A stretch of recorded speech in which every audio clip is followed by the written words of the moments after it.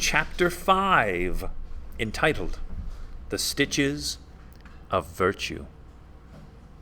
Miss Hagmaier strode into class on the second day of school, just as the bell finished ringing. She looked pretty much the same as she had the day before. Black cape, black dress, black lace-up boots, liver-colored pantyhose covering her skinny legs. There was, however, one minor costume change. P.W. was the first to spot it. "Psst! Check out the glass eyes," he whispered to Leon, who in turn gave Lily Matisse a nudge. The yellow eyes had been swapped for a snow-white pair that had silver flecks surrounding their slit-shaped pupils.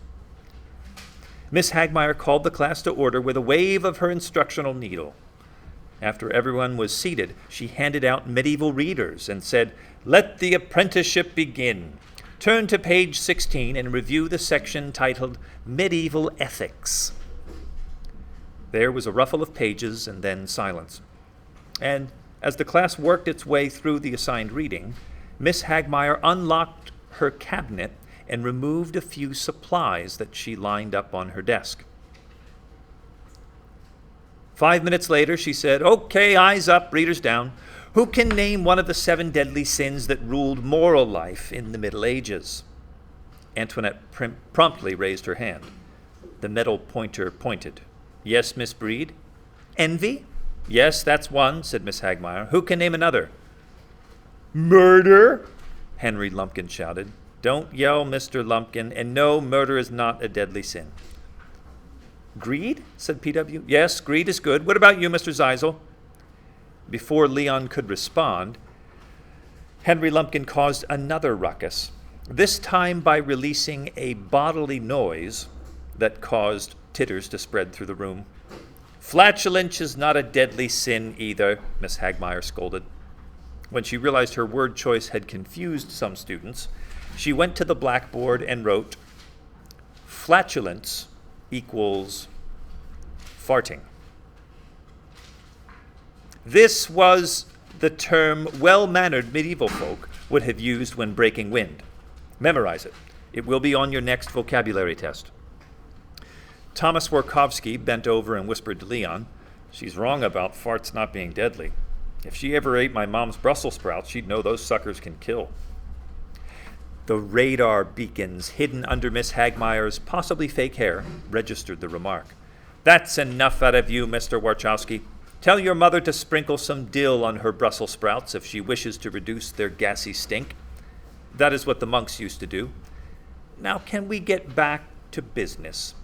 Mr. Zeisel, you were about to name another deadly sin." "Anger?" said Leon. "Good," said Miss Hagmaier. "What sins are left?" "Gluttony," said Lily Matisse. "Right. Can you name another?" "Pride?" "Correct. And what is pride?" "Isn't it like boasting?" "No, not like boasting, Miss Jaspro. It is boasting. Who can give me an example of pride?" Antoinette raised her hand. "Go ahead, Miss Breed." "Last year, for the 3rd grade Nimble Fingers craft fair, I made the best potholders. Nanny bought me this real cashmere, and "That's fine," Miss Hagmaier said tepidly. "Though let me assure you, cashmere potholders will not be made in my class." What a relief, Leon told himself. Miss Hagmaier looked at her watch and said, "Right, we have 2 remaining sins. Anyone?" "Lust," said P.W., giggling. "Correct. That leaves one more." Miss Hagmaier looked around the room. When no one could name the last of the 7 deadly sins, she said, "Sloth. The final sin is sloth, also known as laziness, and it is one sin this master will never tolerate." Miss Hagmaier put down her pointer and reached for a piece of cloth. "Now, let's move on to the 7 heavenly virtues." "But that's not in the reader," whined Antoinette. "True, which is why I'm passing around this medieval sampler." Leon's calm disappeared the instant the cloth arrived at his desk. It looked like this: Heavenly Stitches of Virtue. The running stitch. Number 2, the basting stitch. Number 3, chain stitch. Number 4, hemming stitch. Number 5, back stitch. Number 6, overcast stitch. Number 7, satin stitch. Ambushed. What kind of teacher thinks of sewing as heavenly? Leon wondered. He felt the deadly sin of anger surge through him as the implications of the sampler sank in. Can anyone tell me what a stitch is? Miss Hagmaier asked the class. Thomas, still feeling bold, whispered to Leon, a sharp pain in the... Mr. Warchowski, this is your second warning. One more and you'll find yourself sitting in Principal Birdwhistle's office. Thomas bowed his head. A trip to the bird cage was not to be taken lightly.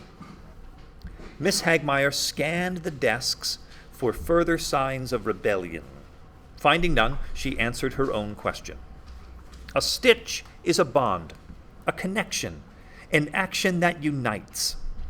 In the Middle Ages, there were many kinds of stitches, but the 7 listed on the sampler are the ones that you must learn. She picked up a giant wooden spool she had retrieved from the cabinet. For demonstration purposes, I will be using my instructional needle, this yarn, and a specialized pair of yarn snips. All of you, of course, will be given regular needles and thread. Leon stared at the spool. It was wrapped with thick orange yarn, the color of Henry Lumpkin's hair. Now please pay attention, said Miss Hagmaier. We will begin with the basics. Step 1, measure an arm's length of thread. Step 2, cut thread. Please take note of the verb cut. I don't want to see any thread biting, which is a disgusting habit and entirely unacceptable. So far, so good, Leon said to himself. He felt confident he could measure and cut. Step 3, said Miss Hagmaier. With a firm, decisive poke, guide the thread through the eye of the needle. That's when Leon started to get antsy. Notice how I pull down on my yarn once it is threaded. Doing so avoids slipping. Step 4, not longer end of thread. For those of you who are a little Miss Hagmaier stopped mid-sentence.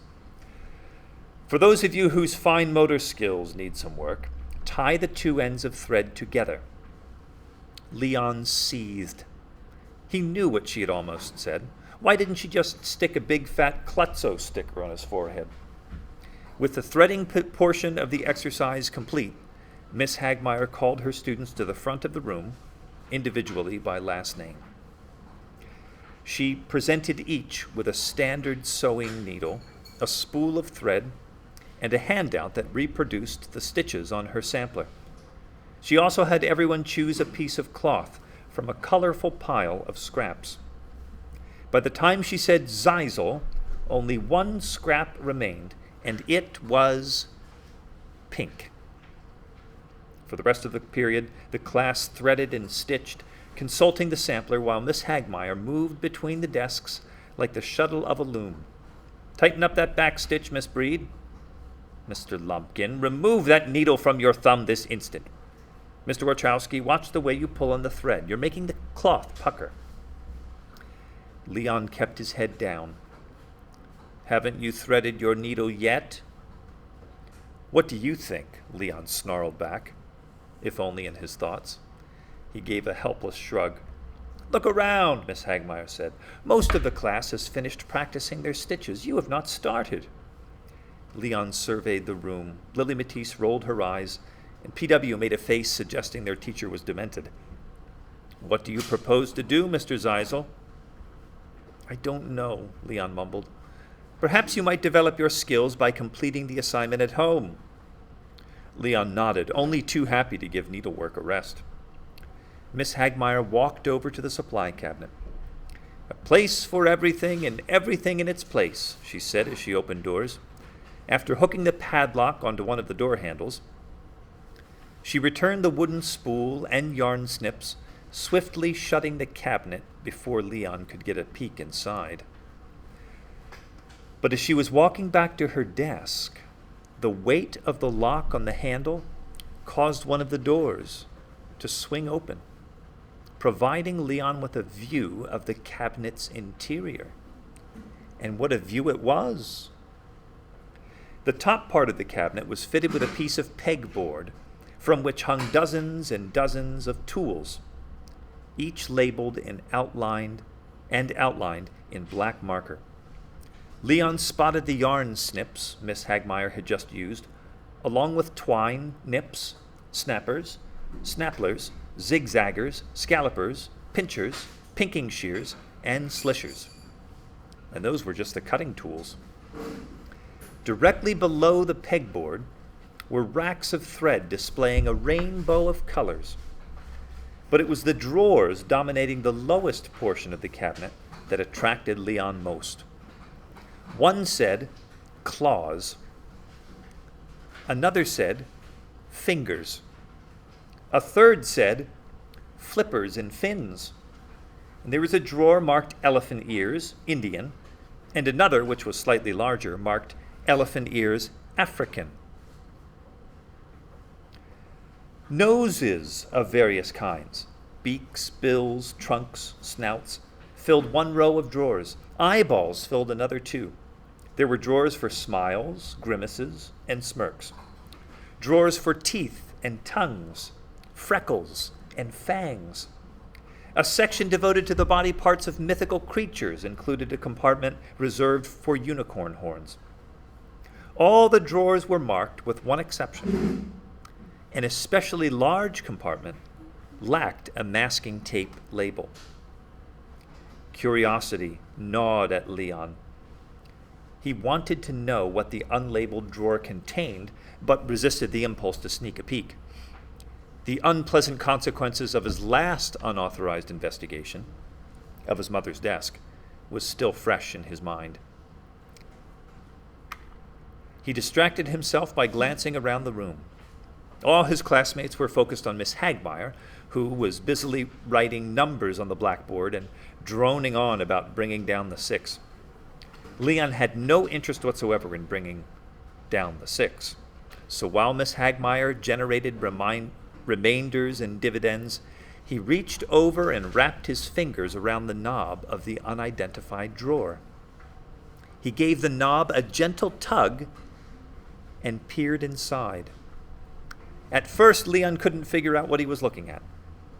And once he had, he reared back slightly. The contents of the drawer confused him and embarrassed him and grossed him out. The dull gray tangle wasn't as disgusting or fascinating as, say, teacher's spit, but it came pretty close. Mr. Zeisel, Miss Hagmaier said. Still puzzling over his discovery, Leon failed to hear his name. Mr. Zeisel, Miss Hagmaier repeated more forcefully. Huh? Get your nose out of my pantyhose. It took a moment for the command to register, and when it did, Leon felt the blood rushing to his head. The whole class went berserk, laughing and hooting as he sank into his chair. Silence! Miss Hagmaier shouted. She marched over to the cabinet. Next time I'll know better than to leave this open. She padlocked the doors and turned to Leon. Students who can't thread needles shouldn't poke through their teachers' things, should they, Mr. Zeisel? No, Miss Hagmaier, Leon said abjectly. They should listen to their teachers, should they not? She further chided. Sorry, said Leon. He felt dangerously close to tears. Apology accepted, provisionally. However, in the future, I expect you to stay out of my drawers unless authorized. As it is, you have your hands full, what with the stitching practice and tonight's assignment. What assignment? Leon asked. Miss Hagmaier released an irritated snort.